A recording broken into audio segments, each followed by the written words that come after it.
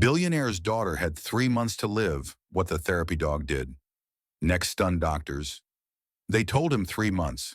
Not in a boardroom with a skyline view, not with champagne on the table, in a pediatric oncology room that smelled like soap and humming machines. Billionaire Victor Lang had fixed stadiums, bought airlines, rescued companies with a signature. But when Dr. Harris said severe aplastic anemia, we need a stem cell match soon, the man who could make phones ring in 3 countries felt very small. His daughter Sophie, 9, tried to meet the moment like a grown-up. "So my blood's tired," she said, folding the hospital blanket just right, as if neat corners could hold the day together. "Very tired," Dr. Harris said gently. "We're searching the registry. Until then, we protect you from germs and watch you closely." Victor nodded like a man agreeing with gravity. He signed forms, moved money, called favors. The registry kept returning the same line. No perfect match yet. Sophie's tissue type was rare. The clock on the wall didn't care who her father was.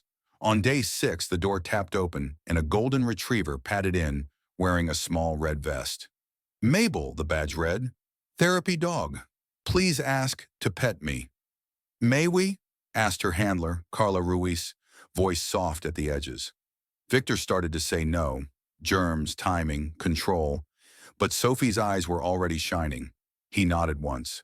Mabel sat like a stitched-in friend beside the bed. Sophie's fingers disappeared into the fur. He monitored numbers, which had been jittery all morning, settled like a song finding the right tempo. 10 minutes later, Mabel did something odd. She stood, leaned in, and pressed her nose to the tape at Sophie's IV site. Then she lifted her paw, delicate, insistent, and touched the nurse call button. Carla blinked. "She's never done that." Nurse Jackie came in. "Everything okay?" Sophie shrugged. "We're just cuddling." Jackie peeled the tape at the line and went still. A faint flush crept outward, the kind you only catch if you live in rooms like this. "Let's draw cultures," she said, already moving. By evening, the lab confirmed it. Early line infection. They changed antibiotics before the fever spiked, before the roller coaster. Dr. Harris stepped back in, eyebrows raised. "Catching that this fast matter," he said. "We may have just dodged the ICU." Victor looked at the dog as if she'd spoken a language he didn't. "How did you—" Carla lifted a hand. "She isn't trained to diagnose. Therapy dogs just notice, smell, heat, how someone's breathing. When Mabel thinks something's wrong, she asks for help." Sophie kissed the top of Mabel's head. "Good girl," she whispered, and the dog leaned harder, like a period at the end of a sentence. The next afternoon, Sophie asked if she could walk Mabel to the elevator. Masks on, tiny steps, IV poles squeaking like a new violin. They reached the lobby just as volunteers were packing up a bone marrow registry table. A sign leaned against a chair: "Join the registry, save a life." Sophie read it out loud. "Is that how they find my match?" The volunteers smiled, weary. "We swab cheeks, add folks to the list, and hope for the call." Mabel put her paws on the table edge and stayed, tail sweeping slow. People who might have walked past didn't. A cafeteria cook on break, a teenage boy in a baseball jersey, a nurse finishing nights. They stopped, swabbed, asked questions, because there was a golden retriever there to ask questions to. "Dad," Sophie said, her voice small and fierce, "can we make more people come?" Victor had moved money his whole life. That day he moved attention. One call to his media team, one short video, Sophie's voice, Mabel's serious eyes, 5 words on the screen: "I need a match today." By morning, the lobby was a river. Students, firefighters, a biker club, leather vests and gentle hands. The registry printed more forms. The regional director cried. Mabel wagged like a metronome. Dr. Harris stared through the glass and laughed in disbelief. "I've never seen anything like this in 48 hours. 3 days later, the coordinator ran to Sophie's room, papers fluttering like birds. "We found one. 10 out of 10 match. A 21-year-old from right here in the city. Healthy. Cleared. He saw your video. And the dog." Sophie's mouth made a perfect O. Victor sat because his knees forgot how. Prep for transplant is a hallway of hard doors. Conditioning, chemo. Isolation. The rules got stricter. Mabel wasn't allowed past the double doors of sterile. So she chose a spot right outside and kept her vigil. In the mornings when Sophie waved, at night when lights dimmed, every time the IV pumps sang their electronic lullabies. Nurses stepped around the dog like she belonged to the architecture. On day 0, they hung the bag that wasn't dramatic to look at, pale cells drifting through clear tubing, but was everything. The donor's stem cells began their quiet work. Miles traveled, now home. Sophie slept, small in a big bed, while the bag emptied. Days after a transplant are a waiting room for the soul. You count the absolute neutrophil count the way farmers count clouds. You celebrate decimals. Day +6, still low. Day +7, a whisper. Day +8, up. That's fast, Jackie murmured, not wanting to scare the luck. On day +9, Sophie spiked a headache and went gray around the mouth. The monitors tattled. A very calm resident ordered tests for veno-occlusive complications and GVHD. Mabel, behind the glass, stood up and stared at the door hard enough to move air. Carla paced. Victor learned that a 5-minute MRI is 12 years long. Not GVHD, Dr. Harris said finally, showing the scan like a magician revealing a dove. It's migraine. Chemo plus dehydration. Scary, but fixable. They adjusted fluids. The color returned. Sophie slept. Mabel slid back down and pressed her chest to the threshold. On engraftment day, the numbers didn't creep. They climbed. White cells like someone had found the switch. Platelets following. Jackie held the printout like it might fly away. She's declaring herself, Dr. Harris said, reverent, hands on his hips. This is beautiful. Sophie left isolation to the kind of applause you don't practice.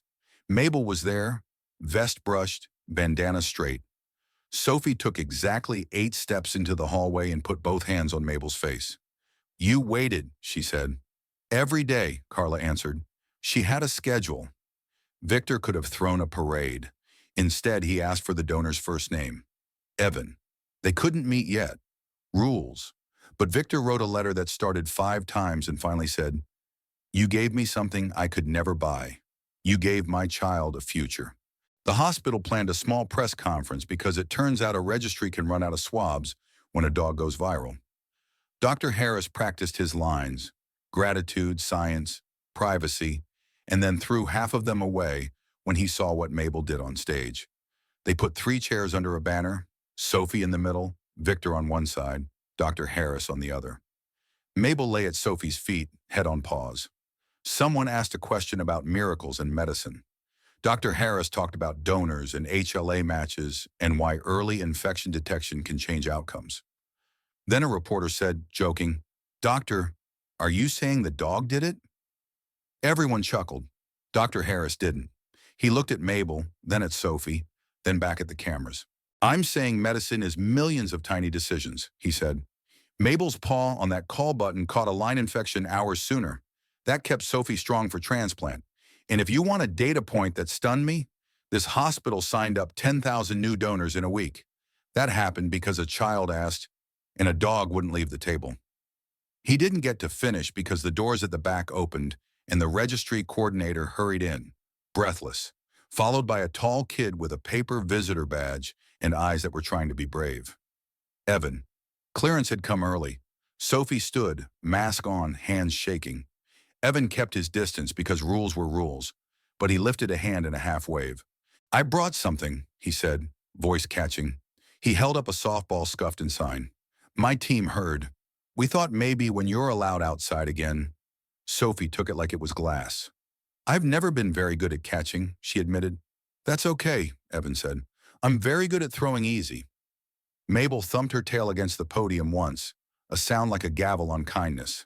The lobby clapped because nobody knows what to do with a moment like that except make noise. Victor's eyes shone in a way that would have confused his board. He reached down and scratched the dog's ear with a gratitude no language owns. Weeks turned into a new kind of normal. Sophie's hair began again, fuzzy as dandelion seed. The infection never returned. The numbers stayed good. The calendar started using words like remission and school plan. On the morning she was cleared for sunlight, she walked to the hospital garden holding Mabel's vest like a little flag. Out by the fountain, a plaque had appeared. Nobody would admit to ordering it. It read, For the thousands who swabbed a cheek and the one golden who wouldn't move. Underneath smaller. Sophie. Engrafted, brave, loved. Sophie traced the letters with a fingertip. Victor stood behind her, not a billionaire for once, just a dad. Mabel lay in the shade, eyes half closed, tail dusting the path every time Sophie laughed.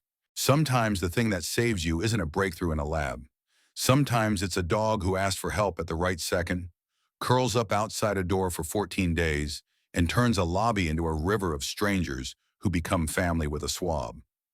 The doctors weren't stunned because a dog worked magic.